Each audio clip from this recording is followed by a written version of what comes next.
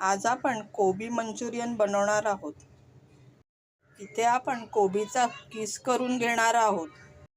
इथे मी थोडी शिमला मिरची घेतली आहे बारीक कापून। आता मी यामध्ये सोया सॉस, त्यामध्ये मी आता एक चमचा सोया सॉस टाकणार आहे।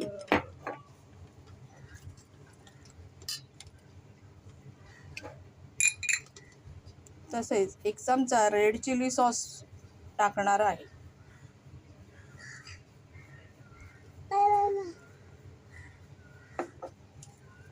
त्यामध्ये मी चवीपुरतं मीठ टाकणार आहे। इथे मी 1 वाटी तांदळाचं पीठ घेतलं आहे। आता ते त्याच्यामध्ये चांगलं मिक्स करून घेणार आहे। गरज वाटली तर तांदळाचं पीठ अजूनही मळताना कमी जास्त करू शकतो।